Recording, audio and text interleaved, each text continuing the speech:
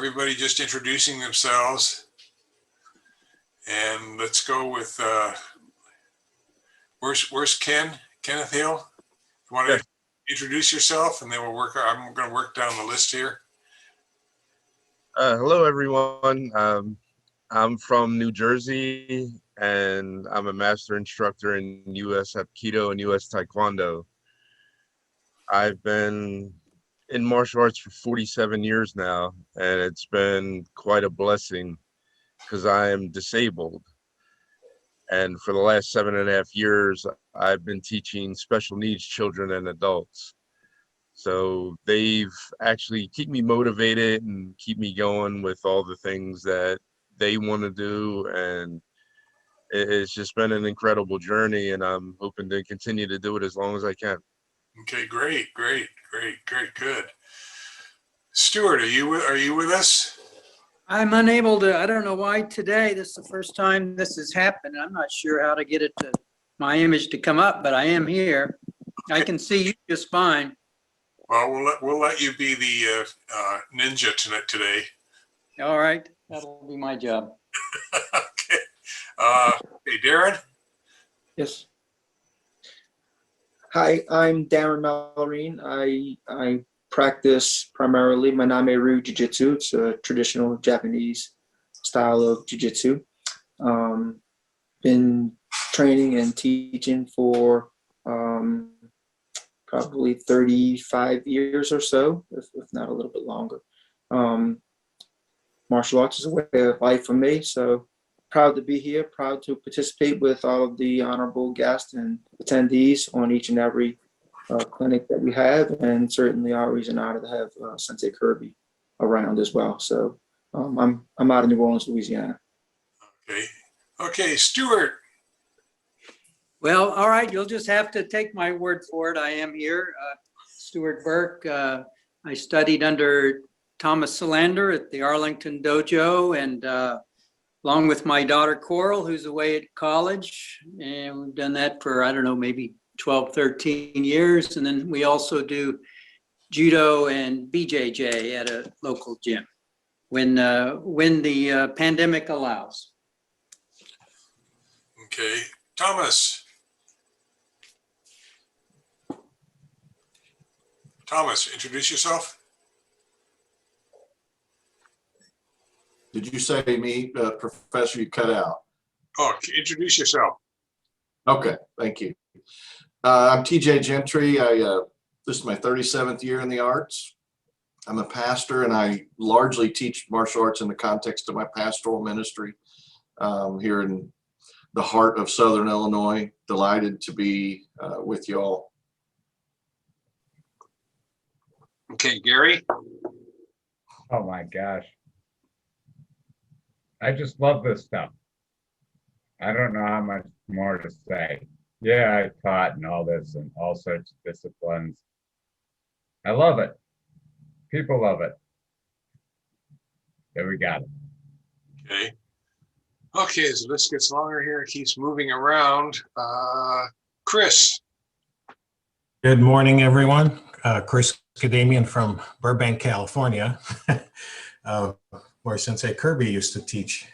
When I first met him years and years ago, studied a little bit of jiu-jitsu with him and kept in touch all these years. I've been practicing since probably before I can walk. Just started in the family, and my main focus now, it's been over 50 years, so my main focus now is I guess if you want to call them core arts, is Okinawan karate, kobudo, Japanese weapons, and Hapkido also, which is a form of jiu-jitsu, really, in a way.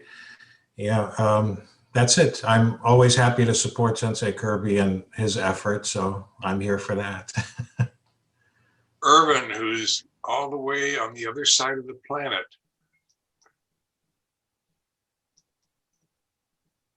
Are you with it, Irvin? Are you with us?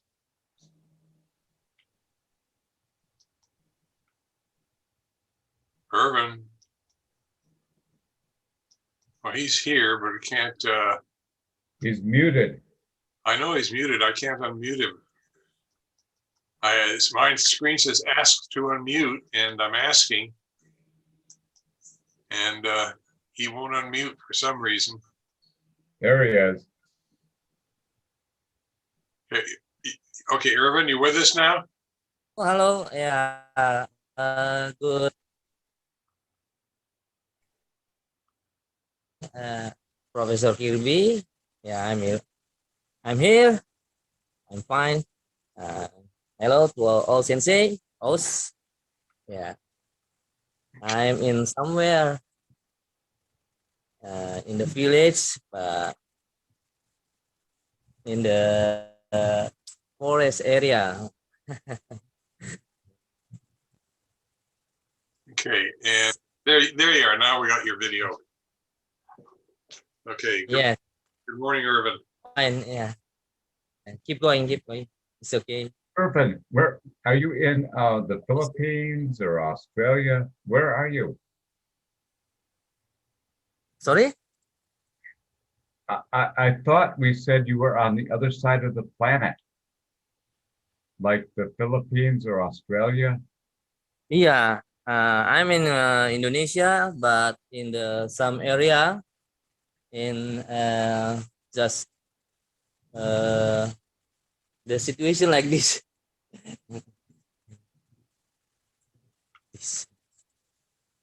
Yes, it's nighttime there. Late at night. Yeah. So, okay, let's see who's left here. Lonnie. Yeah. But I will focus in listen. Hey, Lonnie, are you with us yet? I'm Okay. sorry.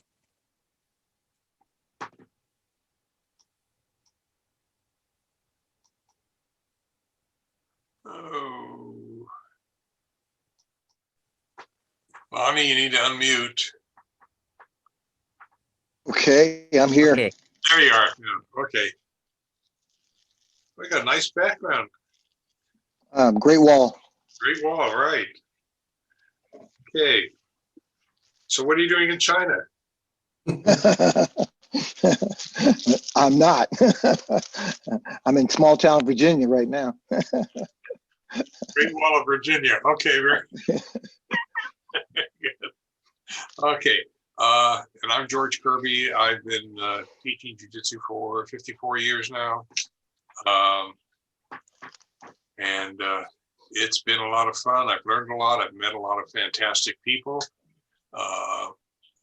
And my attitude is if from an aunt many years ago whose attitude was, if you're not learning, you're dead.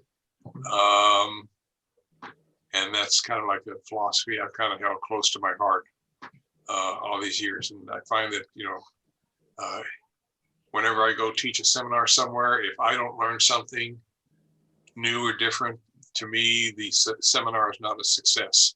So, because I think seminars are, I say, give and take, not just present. Anyway, so today we have, we're going to be going over the same topics as a couple weeks ago. If you have them in your presence, I rephrased some of them to put it tactfully, avoid some of the issues we had last time, which I don't know if they were relevant or not. So I guess the first question is how, there's an issue called use of reasonable force, which has obviously come up in the way the police treat certain quote unquote suspects. And that use of reasonable force is different from a normal person's use of reasonable force. And unfortunately, it places us as martial artists also in a different category of reasonable use of force. So there are those three kinds of reasonable use of force. So the question I have for you is, how do you get your students to understand the concept of what is reasonable force? Is there anything you do in particular in your dojo that gets them to kind of become acquainted with that, or what? So that's the first question. So anyone want to start? Professor, in our teaching scenario, what I found over the years that works pretty well with students at every level is if we're showing a response to defense against a straight punch, for example, and I may know that I have a particular Goshinwaza in mind that we're going to get to that'll be part of their curriculum, I'll show all the different levels of response, from just get out of the way, control the hand. And as I'm doing that, I'm explaining, here's what a minimal response looks like. Here's what an incapacitating response looks like. And I have found with our students that is a context that makes sense for them, me to say, let's talk about a reasonable use of force if this scenario unfolded and there was a knife in the hand, or if they're just grabbing your shoulder. Of all the things we've looked at, which of these would be reasonable, which would be unreasonable? And by and large, we've seen pretty good response, at least cognitively, with getting it. And then when I ask them to demonstrate a lesser or a greater response on a test, they can do it. I've only had one real life scenario where a student then had to turn and adjust use of reasonable force. He worked in a prison, and thankfully he did it and did it well. But that's how we approach it. Okay. Professor Kirby, I think the last time I responded, which this is the first time, of course. Well, in terms of our onboarding of all students, we go to, we adhere to the law and the laws of where we are operating out of. We operate in the Y. So there are certain expectations that the Y has of us as users of their space, and part of that is to make since we bill ourselves as a self-defense workshop. So we have to start with our state law as that abstract definition of self-defense, and then we move from, that's the law, and this is the street, and a good lawyer. So those three different dimensions that we kind of talk to any student as they come into the dojo for the first time. Okay. And you brought up an important point that different states and different countries have different definitions for what the reasonable use of force is, which doesn't help matters. So there has to be some common definition that everyone can go by. I guess a question came up from you and from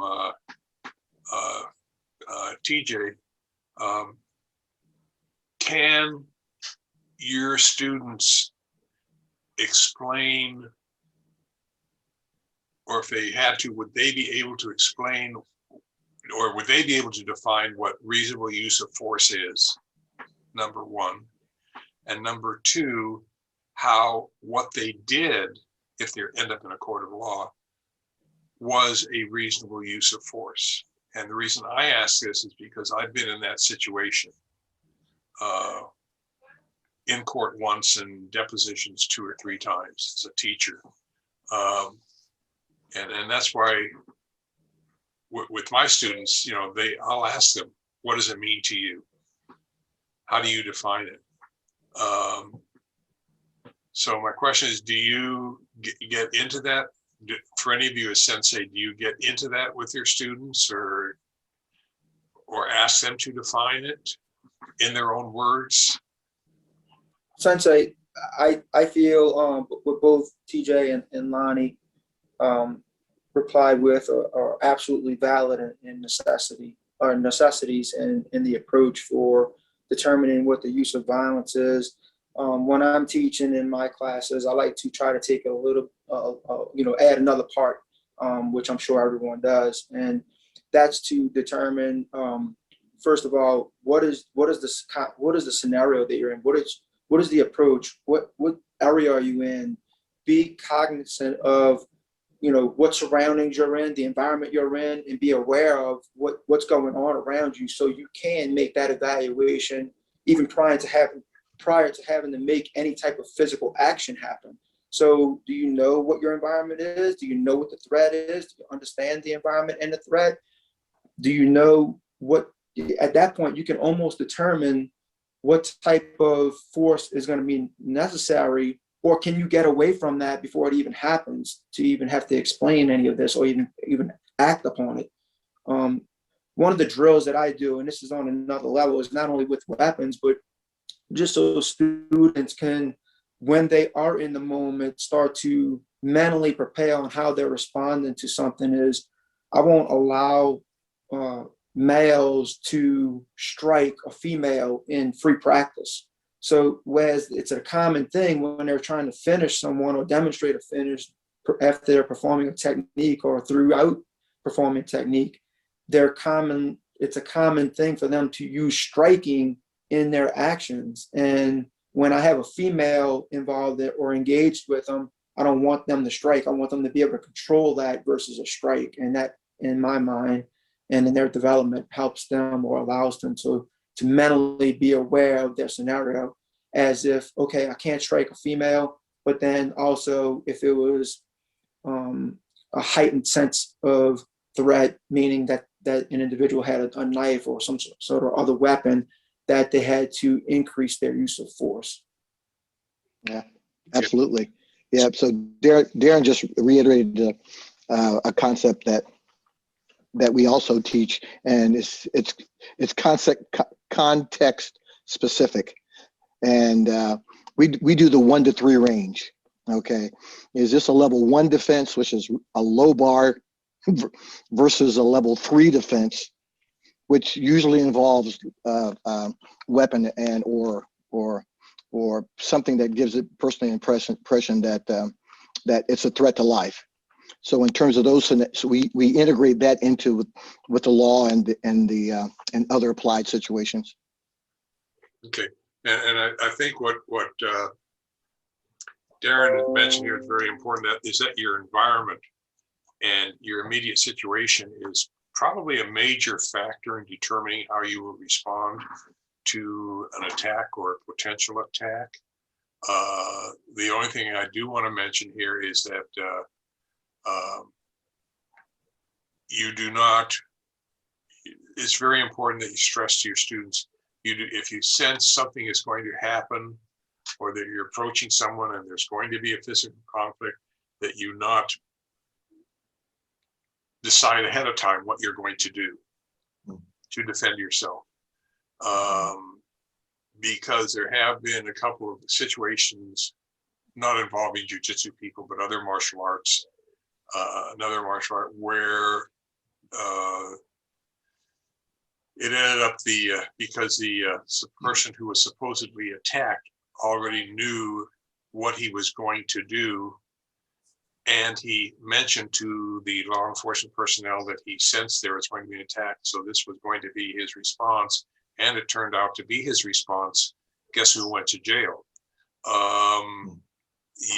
This, it's unfortunately a very gray area. And your concern is obviously with protecting your students. Stuart, got a thought there?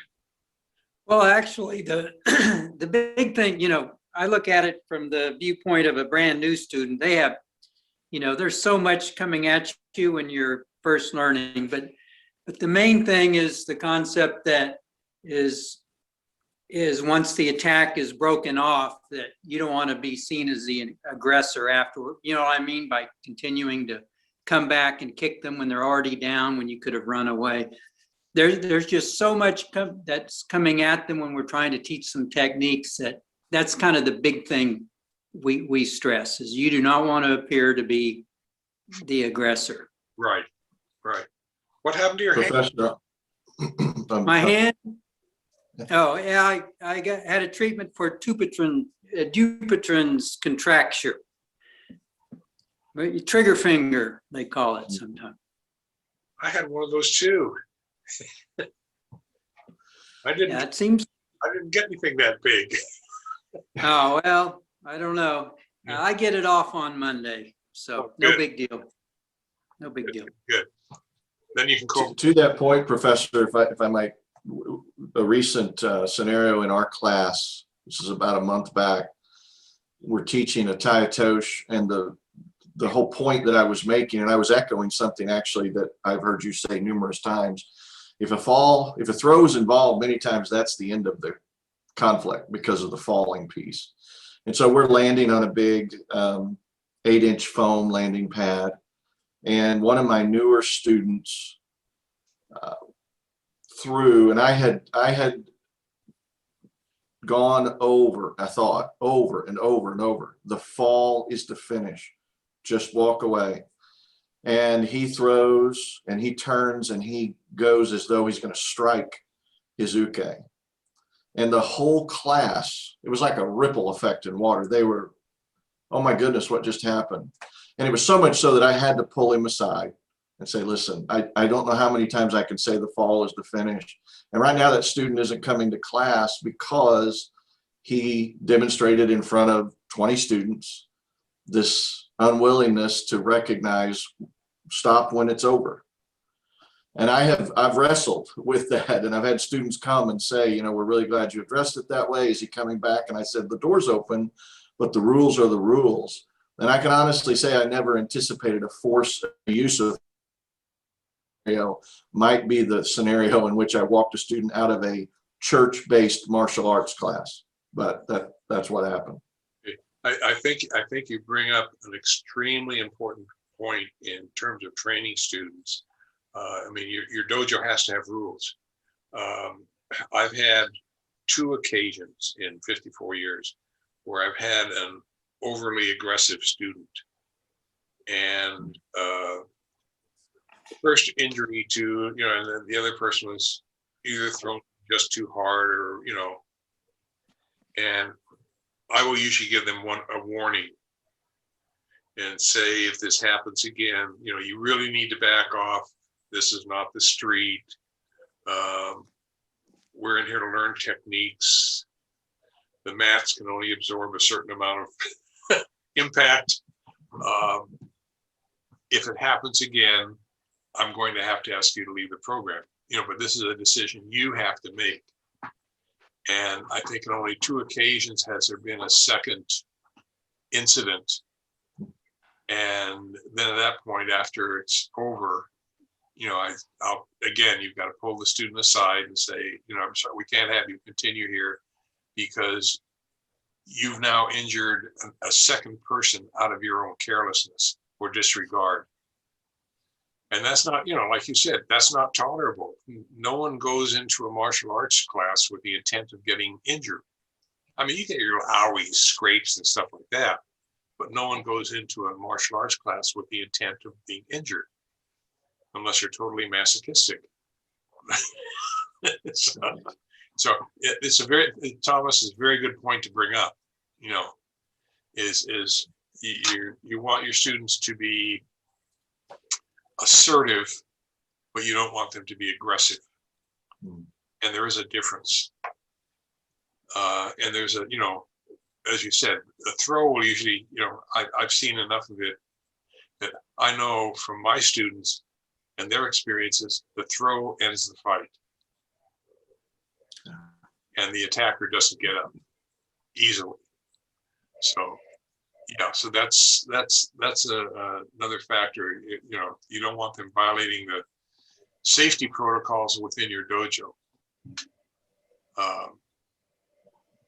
Anyway, anyone else want to provide some input on use of reasonable force or? Yes, I would like to add to it. Something that Darren was saying is so true about creating an awareness. And that's something that we emphasize with our students, to be aware of what's going on around them, to get their head out of the electronics and things like that. And it's been so helpful to where their parents have said, you know, there are times their children have said, you know what, Mom, we should cross the street now, because they see kind of an unruly bunch heading toward them. So instead of waiting to see what'll turn out, they avoid a situation altogether. And I really use that as my focus to go into anything with teaching them, because my dad, he's a retired police officer, and he taught me awareness. And that's been so helpful. So when I pass that on to these kids, instead of them waiting for any particular situation and then reacting to it, they do what they can to avoid anything that they feel will be negative.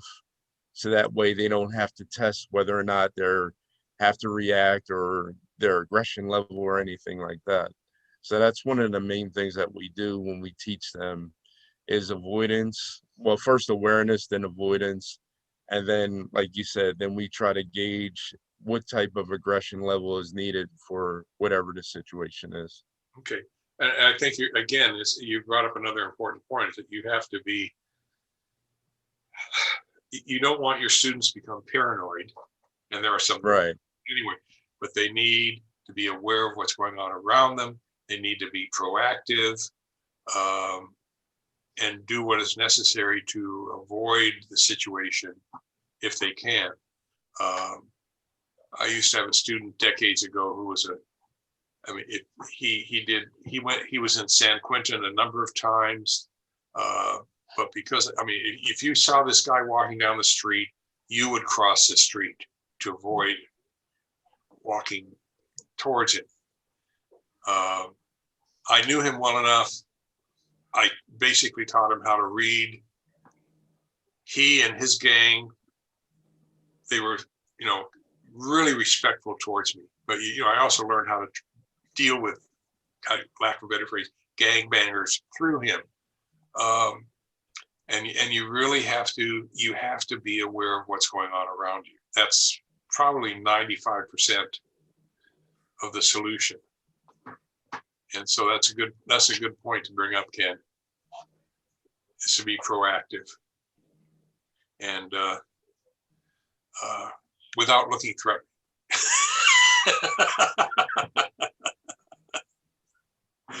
Okay. Anything else you want to do with reasonable use of force?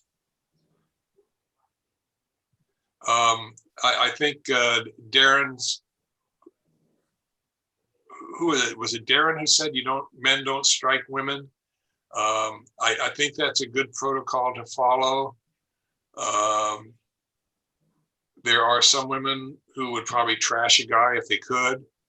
But again, it's a societal, how do you say, stereotype that if a man hits a woman, it's really seen as very aggressive force, high level of force in comparison to a woman hitting a man.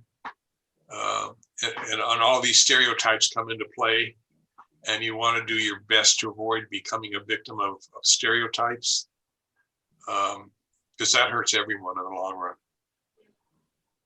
Anyway, the only other thing can I add anything on the reasonable use of force? We hit some good stuff this time. Just in summary, say, it's so important that your students in some form or manner get the concept. And in the heat of battle, it's hard to do, but as they get, how do you say, as the students get more comfortable with the jujitsu techniques or martial arts techniques and more experienced and more competent, their ability to use reasonable force or not get to that point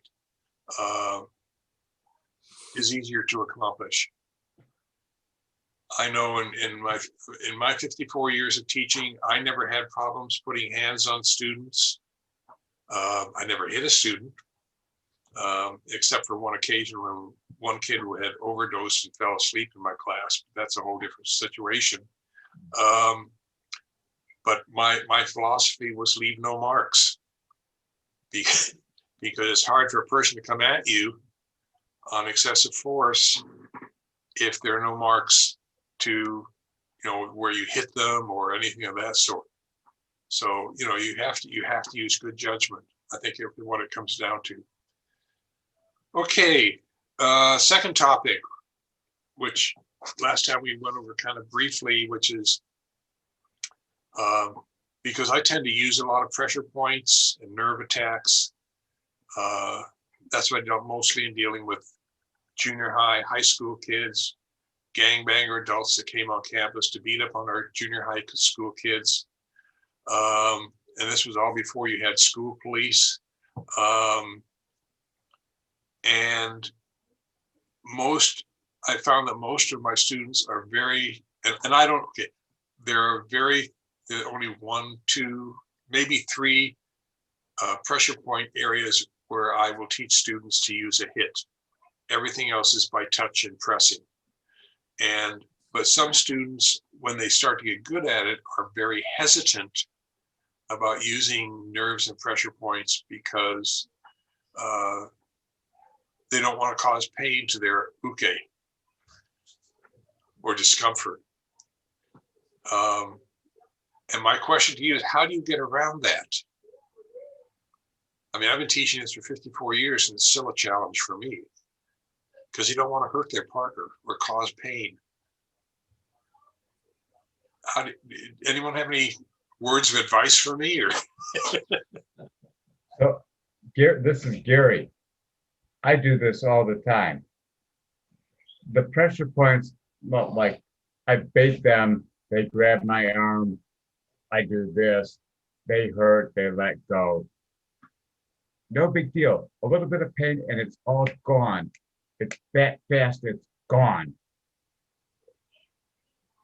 So it's a conversation. I'll bait them, they grab me, I do this or I do that, and then I let go, and there's no more pain.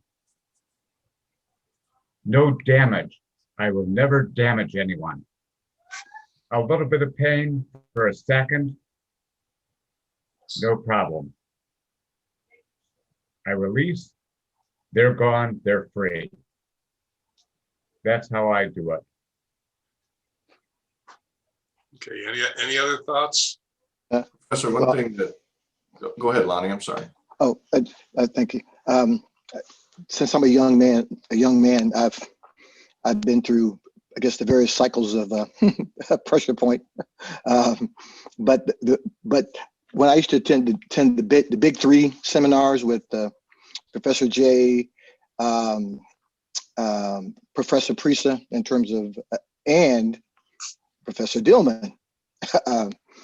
So whenever he said volunteer, I stepped all the way to the rear. No, you step to the front.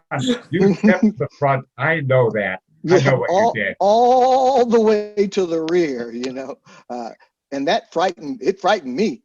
I think I got a pretty good job, but that's something I didn't want to experience. So I think what I'm getting at is that I think of our students, I'm not sure what knowledge our students come in terms of pressure point, either the old martial arts movies where, guys knocking them out with one thing, and or if they've heard of Professor Dillman and what he was doing in his early days, that creates, like you said, the fear of pain.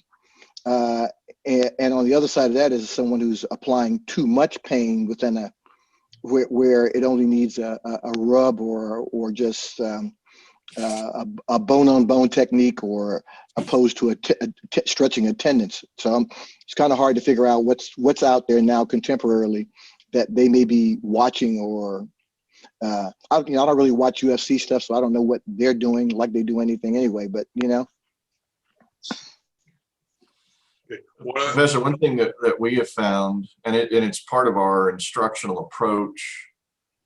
So regardless of what Q level you're advancing to, you have to be able to demonstrate an original Goshin an original technique.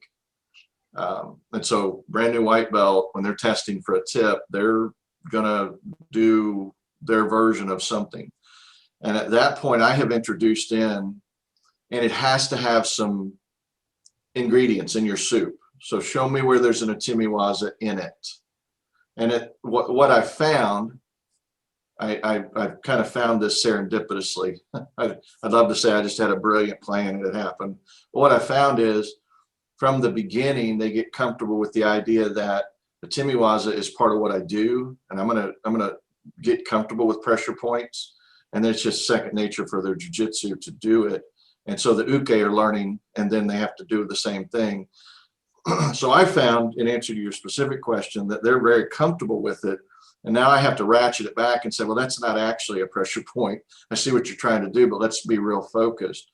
But it's made Atimiwaza part of the regular curriculum, which I think has been helpful. Okay. One of the things I've found that works really well, and this unfortunately requires brown and black belts to offer themselves up as sacrificial lambs, is newer students really tend to be hesitant to apply X amount of pressure on a nerve or nerve center or things of that sort, because they're afraid to hurt the other person. One of the things I'm sure you're all aware of is that as you get more experience at having nerve attacks done to you, you tend, and as part of your martial arts training, quote unquote, is you tend to be able to turn off pain for a certain amount of time or knock it back some notches, because a lot of pain is between your ears. So usually what I will do is, if I have a newer student who's really hesitant, I'll say, okay, use me as your uke. And I will have them ratchet up their pressure to the point where, okay, now it's really starting to bother me. And I say, okay, that's how much pressure you need to use. And usually that's a fairly effective way of getting them to realize how much pressure they need to use on not for hitting, but for, applying pressure with finger or a group of fingers or with your elbow or whatnot, because they are hesitant. They don't want to hurt another person. I think as who said, as Gary said, the pain is only momentary. It goes away after you remove the pressure. But it's a very effective way for newer students to learn how much pressure to apply. And it gives them a better sense of control, which is what they're after.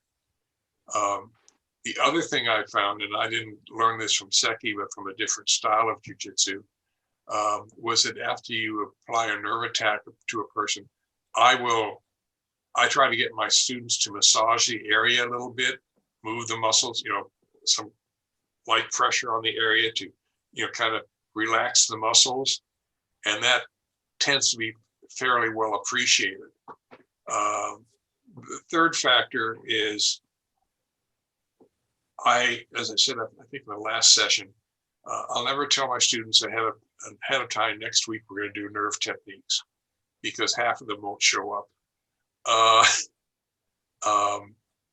But what I do is I limit practicing a particular nerve attack to a particular area to maybe 2 or 3 times, because beyond 2 or 3 times, the person really gets apprehensive about having that level of pain applied to them. And they don't want to do it at all, which creates a whole different ball game. I mean, brown and black belts may put up with it, but lower ranked students won't, because it's, it hurts, even if it's just momentary. Are there any other suggestions on how to get students more comfortable with using nerve techniques? Any other thoughts or? ideas? I guess you said no magic bullets. I think also too, in terms of, my rank students, before they're allowed to interact with younger members of the dojo. And, while I'm teaching, I teach the broad, and then everybody breaks up into groups. Before I allow them to work with a juniors, a subordinate, they've got to pass, the pain threshold themselves and with me. So as you said, okay, I'll offer myself up when you don't have a lot of senior people to offer up. you have to offer. Well, you don't have to offer yourself up, but I offer myself up, and through this brief interchange, because usually when I'm slapping out for pain, I'm not slapping myself. So I'm slapping on their back, their side, or wherever. Okay, so just to get them to know is that you can't come in with that heavy juice mentality. That's a whole nother topic in terms of people coming in with the heavy juice mentality. So everything they do, it's strong, and you're in a liability situation. But just getting students to understand, okay, this is what it feels like on me, and this is what it feels like on you. You bring up a couple of very important points here. Number one, you as a sensei, after it's done to you, or maybe before, because you know what you're doing and you know how much pain and discomfort it is causing. And once you can establish that relationship and they can get the feel of how much pressure they need to apply or how to do the technique correctly, you've built a connection between the both of you. And it's something that it's a nonverbal connection, and they end up with a greater understanding of what they're doing and control. I think what this also does is, I know there are some instructors that are purely talking heads. They stand up in front of the class, they tell everyone what to do, and everyone does it. I found that working with students and having them apply holds on me, and vice versa, it really builds a much closer relationship between sensei and student. Because I think the most important thing is the student realizes that you, the sensei, are a human being, and you have the same feelings they do, and there's no longer this fear of sensei as being something next to God in terms of power, which, On that point, Professor, when I'm about a biscuit away from 250, just to give you an idea how big I am. So I let everybody throw me, just to show them that throws work. And it's amazing what happens when they realize that worked. And he lived to tell. I get up, I show them what the break fall looked like. So letting them work with me, as you just said, it really has produced some wonderful results. Now it's led to a lot of ibuprofen when I get home at night, but I don't tell them that.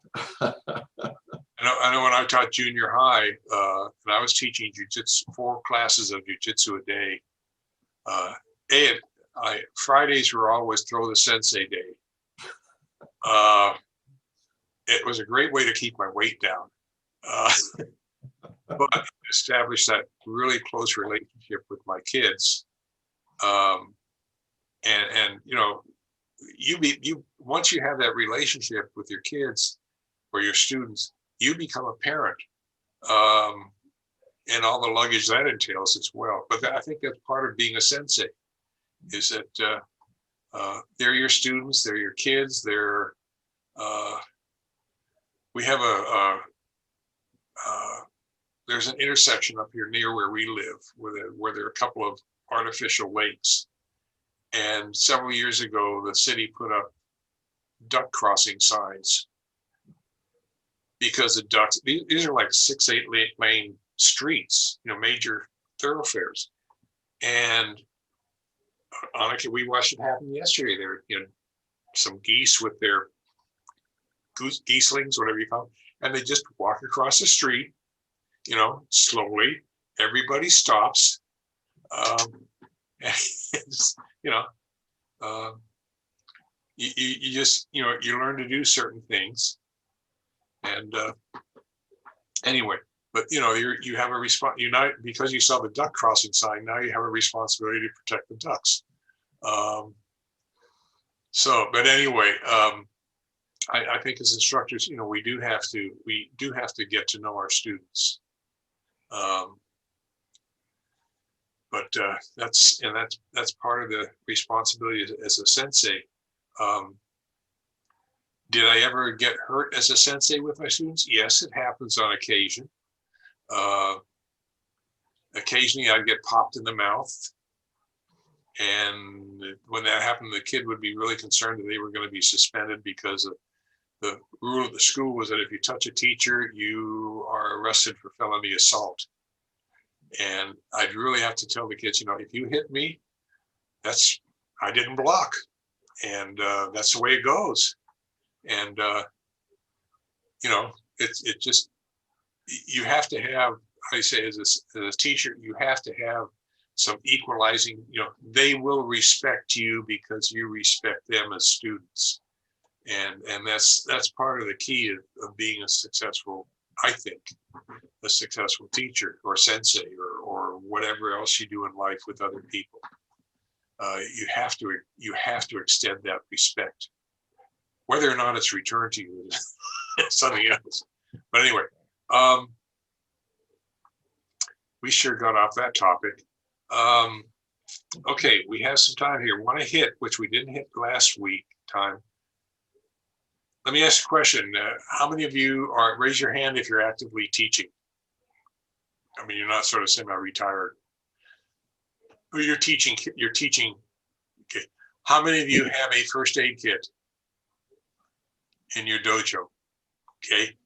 Well, in my case, the Y has the central supplies, and the active teaching. You're not necessarily talking about COVID, because in the COVID, I'm going to open back up next week my first class, my first class, opposed to being the retired thing.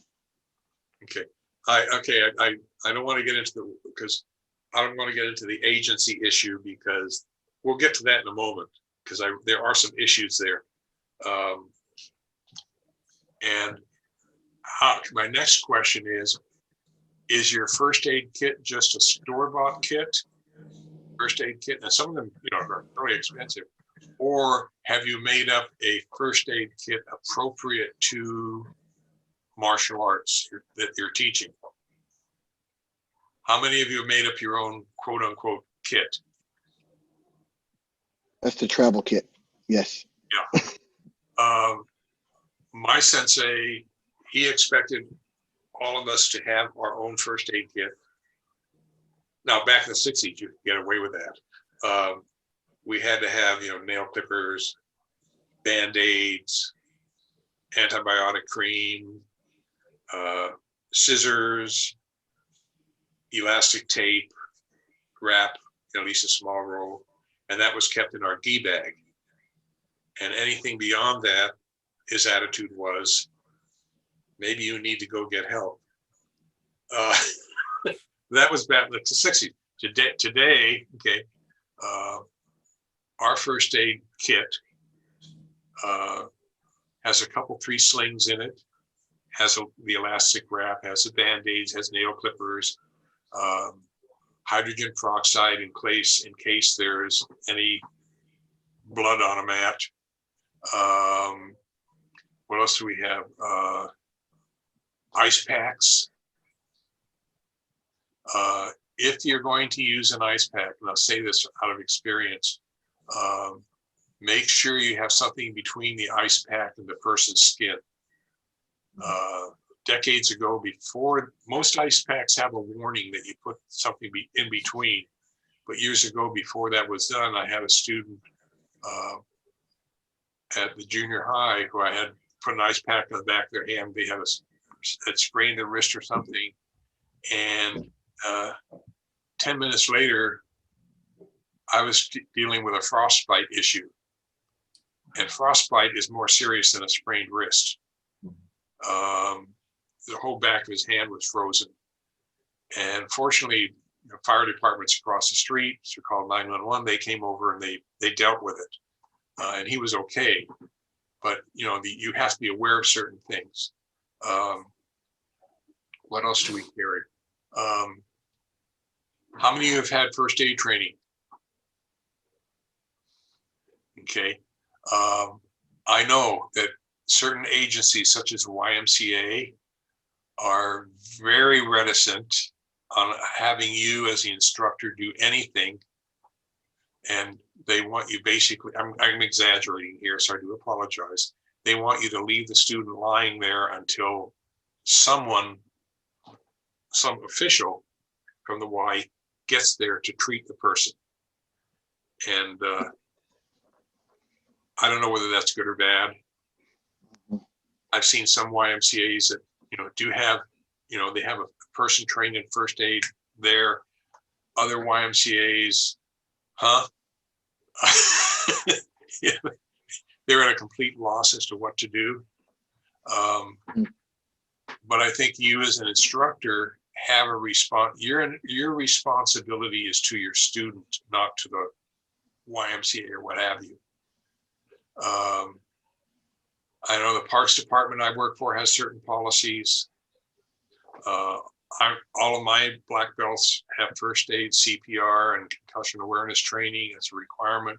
The city requires it, but I think it's a good requirement. It's a good CYA anyway. I don't know how many of you have had to treat students for shock. And sometimes that occurs before someone of any official capacity gets there. And you have to be able to deal with it because shock is more serious than the injury itself. I don't know if someone in your dojo gets injured, what do you have the rest? Let me ask a question. What do you have the rest of class do? They stop action. They stop action and are seated. Okay. I send somebody, and again, because I'm in an organizational structure, they got their own like command and control structure, where you've got to notify, I guess it's the first aid officer or the person who's designated as up the food chain that we're in a crisis situation. Okay. And if that person's there, you're okay. Yeah. Serious about that. If they're there, I had one situation years ago where I had a student who they were both brown belts, and they did one did the scissor throw where you take the person backwards, and the other student, for some reason, he knew better. He decided he was going to go forward, and he fractured his femur and both bones in the lower part of his leg. And I just immediately sent a student out to call 911. And he came down instead and said he wanted to see if he could straighten the kid's leg out. He was the administrator in charge for the day.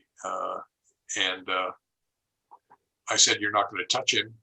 And I right away sent another kid out on call for a paramedic on my responsibility.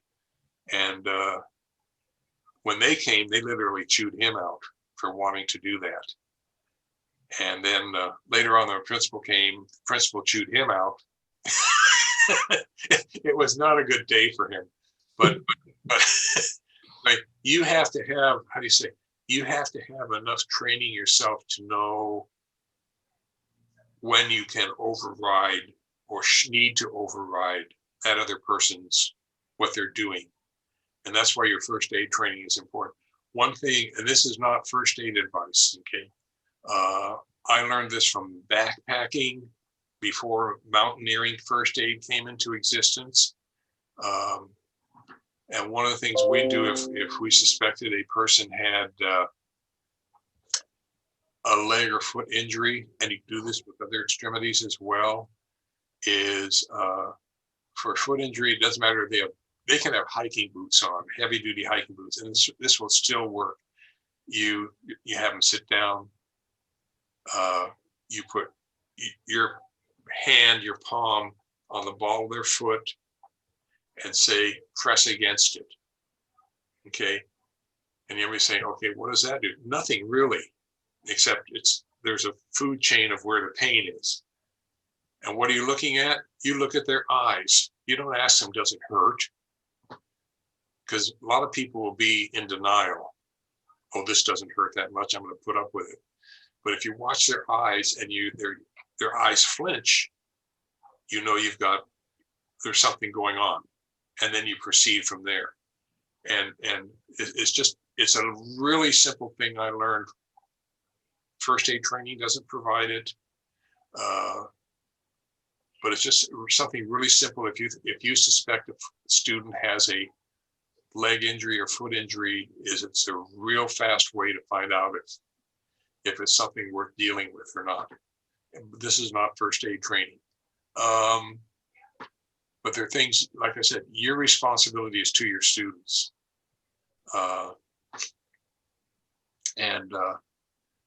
You'll probably have to, if you work through an agency, you'll probably have to fill out an accident report of some sort, right, Lami?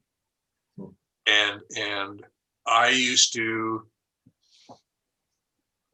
when I first started teaching jujitsu in junior high, and I'd have, I'm dealing with 120 kids a day on this, 150 kids a day. And I was really leery about turning in a first aid, an injury report first couple times. And then the head of the PE department, I expressed my concern. He says, don't worry about it. Most of them just get filed. Just fill it out accurately as best you can. And that's all you can ask for. The one thing he did stress, and I'll mention this to you as well, if you ever have to fill out an accident report. And again, this is not first aid training or legal advice. Don't say he broke his foot, he sprained his wrist. The only word is injured. Because you're not a doctor, you're not a nurse, you're not a qualified medical professional. You aren't qualified to make the decisions, and that can come back and bite you. So that's just something, how do you say, some common sense, for lack of a better phrase. So, what else? Let's see. How many of you know what the signals for shock are? This is a first aid test, isn't it? Or something. Cold, clammy. Okay. Anything else? And I guess a dazed and confused look. Yes. Anything else? Well, someone else chime in. I'm not trying to put Lonnie on the spot here. He may be the only one who can answer your question. If they're nauseous. Oh, that's right, vomiting, something, yeah. Could be vomiting, but if they feel nauseous. Okay.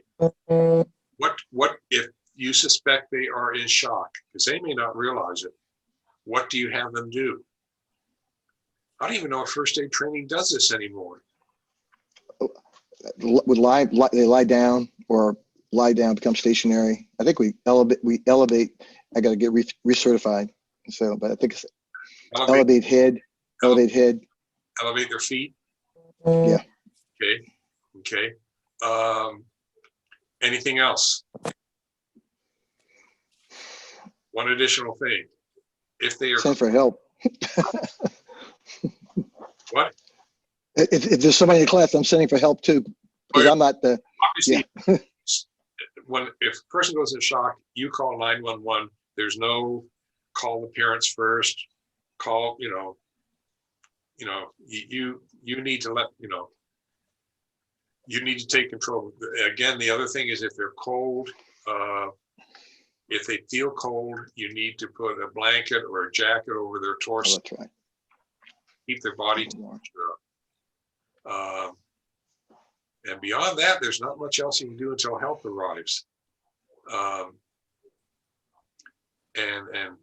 So that, that's Okay, that's it with, I don't want to get into it any further. But that's, you know, as an instructor, I've run into that several times over the years.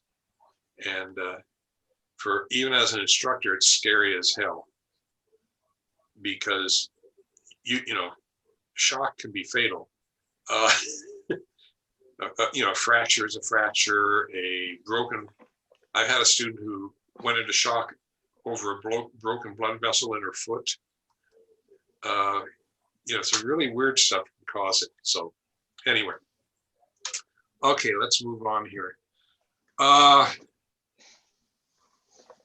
There's a topic, some of you have been in the martial arts for 40, 50 years. Do you remember what it was like then as compared to today in terms of differences?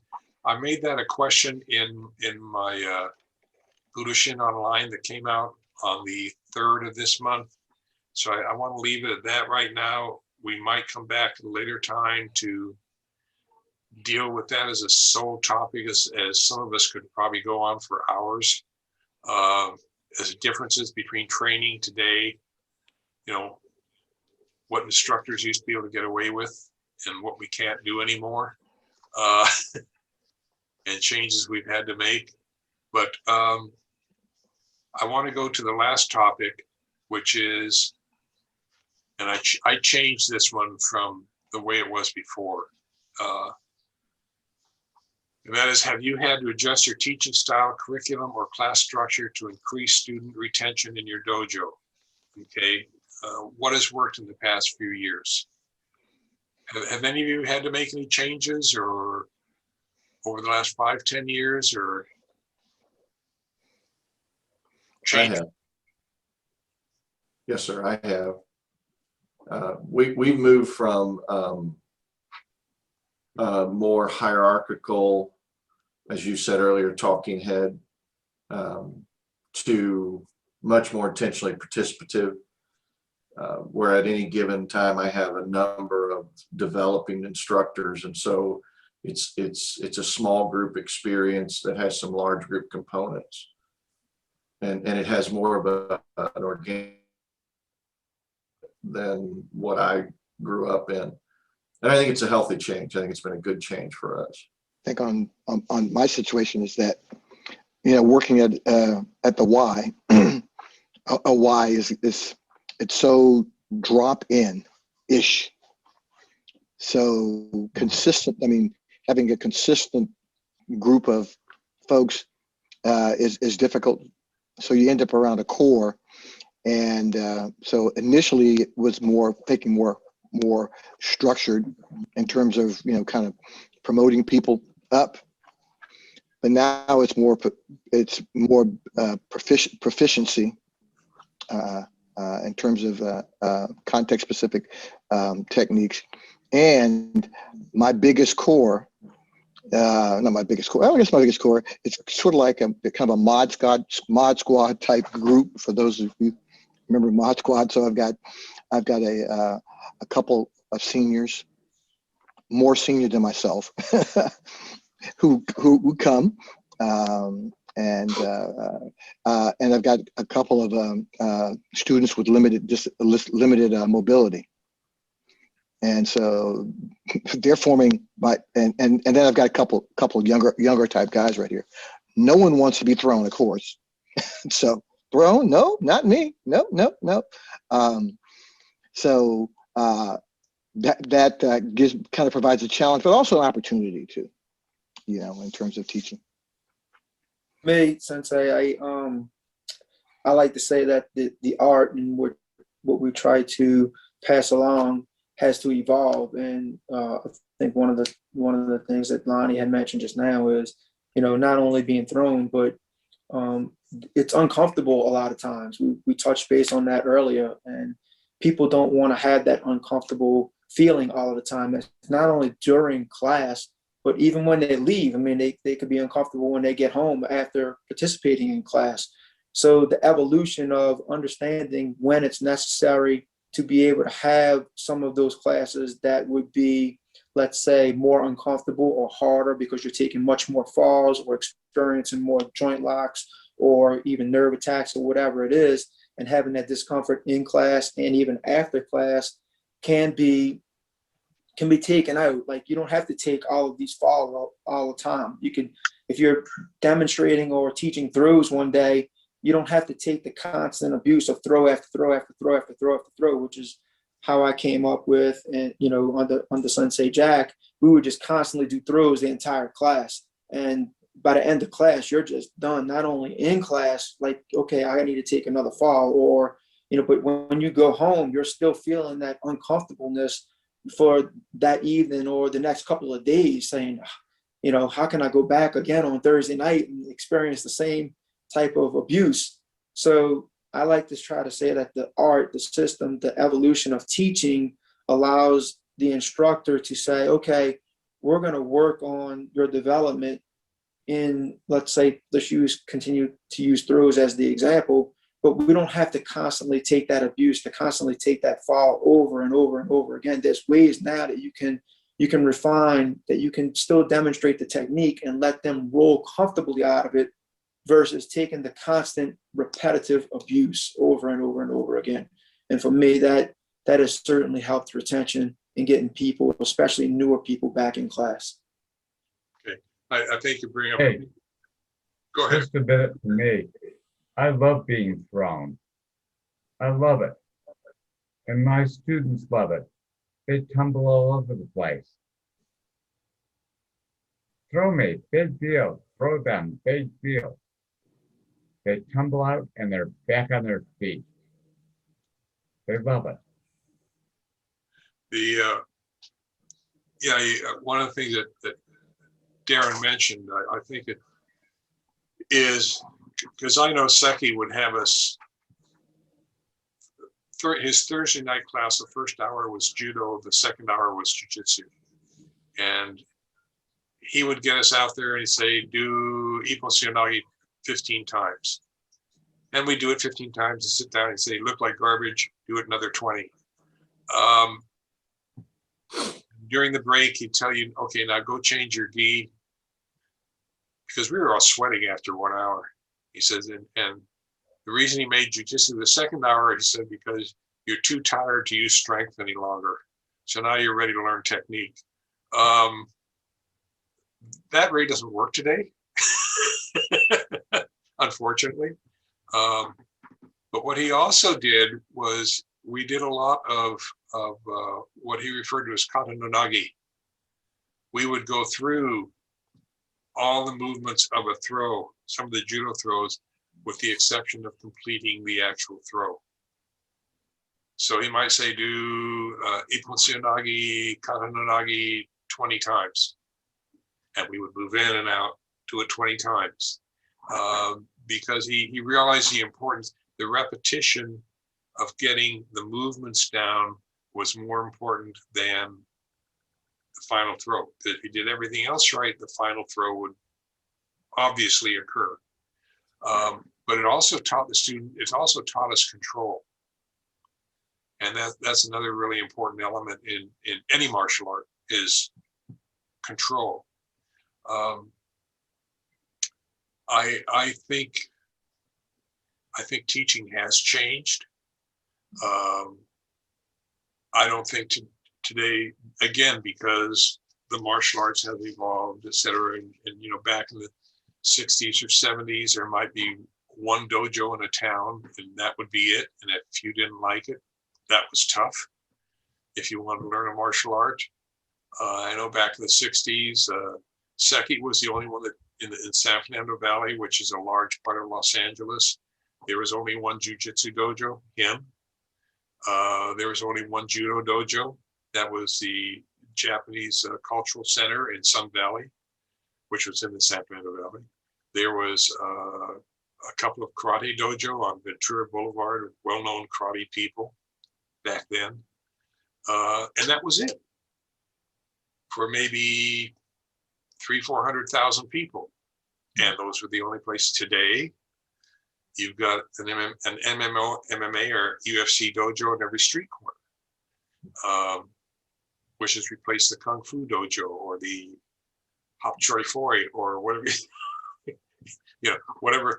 I refer to it as thought of the week. whatever the thought of the week is. But the training has changed, and one of the things that is going to come up in an editorial that someone wrote in response to who is it, Victor, who brought up this topic last time with the millennials, is that there is a difference in teaching. People don't want the pain and suffering. However, I think you realize that in any physical activity, if you're going to be good at it, there's going to be some pain, and you have to be willing to accept that. It's just, that's part, for lack of a better phrase, that's part of the game. And the hard part is getting students to accept that.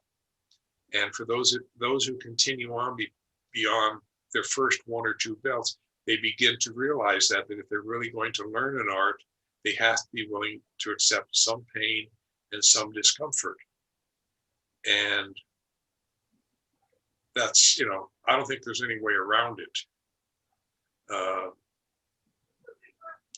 I think another factor, and then I'm going to let TJ say something because his mouth is going to say something.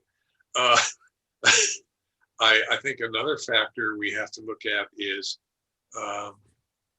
when students are learning techniques, the uke has to know when to tap out or say mate.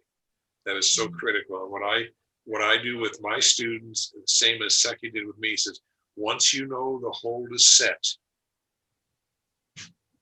that's when you tap out. You don't wait until it hurts, because once it's hurting, damage has already been done. And that's a real important rule for their safety, because that allows them to learn techniques and learn how they feel and do the techniques while protecting themselves. And so that's a really important factor. Is and I know there's students that'll see how much pain they can take, and then they don't come back the next week, or they've had an injury and they don't want to let anyone know about it. So anyway, TJ, you're going to say something. Yes, sir. To Darren's point earlier, which I think is apropos, thinking about what does class feel like in 12 hours and 48 hours and in a week, it has to be part of my mindset. I came out of Kung Fu training in the 80s every week with bloody feet. I would never think that made sense right now. But I was also so absolutely determined that I was never going to quit. And I don't judge those who might see that differently now as wrong and I was right. I just think it was my instructor was, as a counselor, I know this now, he was working out his PTSD from Vietnam in the classroom. That's just what was going on. So there you go. But one of the things that we have done that I have found to enhance retention is this is like two sides of a coin. On one side is every class, there's something practicable that they walk out with that they can immediately use. And then every class, the other side is, I ask them as we wind up before we do our finishing protocol, what is one high point from this class? And it might be I felt better. I loved the grab we did, whatever. But it's a mindset. So they're walking out, they know there's a practical takeaway, and they just told me what was good about it. That really does matter, and it has helped with retention. That's an excellent idea. I've been teaching this for 54 years. I never thought of that. So I think I read it in your book.